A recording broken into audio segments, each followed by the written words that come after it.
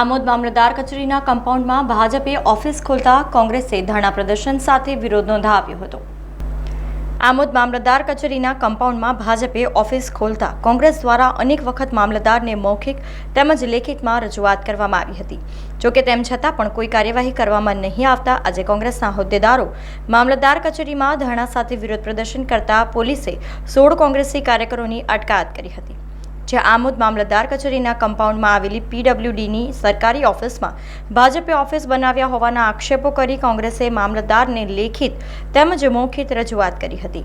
જોકે તેમ છતાં તંત્ર તરફથી કોઈ જવાબ નહીં મળતા આજે આમોદ તાલુકા કોંગ્રેસ પ્રમુખ નરેન્દ્ર પટેલ ઉર્ફ કાજી તેમજ વિધાનસભા યુથ કોંગ્રેસ પ્રમુખ કેતન મકવાણાની આગેવાની હેઠળ કાર્યકરોએ મામલતદારની ચેમ્બરમાં બેસી ધરણા પ્રદર્શન કર્યું હતું।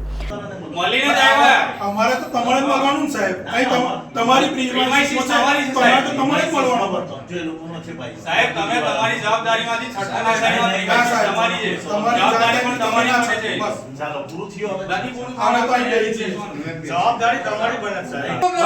આઈ પીડબ્લ્યુડી આઈ પીડબ્લ્યુડી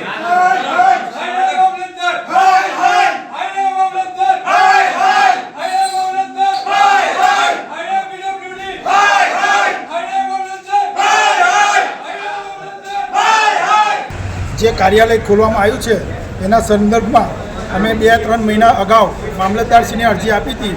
એ બાબતે કોઈ નિરાકરણ નહીં આવતા આખરે અમારે આજે બુધવારે ધરણા પર બેસવાનો કાર્યક્રમ હતો, એ અમારો સફળ થયો છે।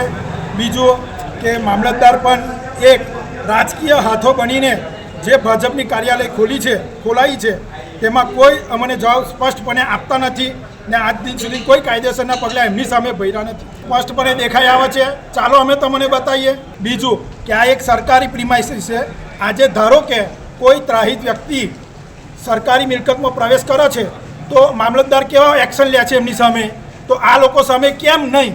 બસ એ મારો પ્રશ્ન છે। સમાચારોના સતત અપડેટ માટે TNN ન્યૂઝને YouTube પર સબસ્ક્રાઇબ કરી બેલ આઇકોન પ્રેસ કરો અને અમારી સાથે જોડાયેલા રહો Facebook, Instagram અને Twitter ઉપર।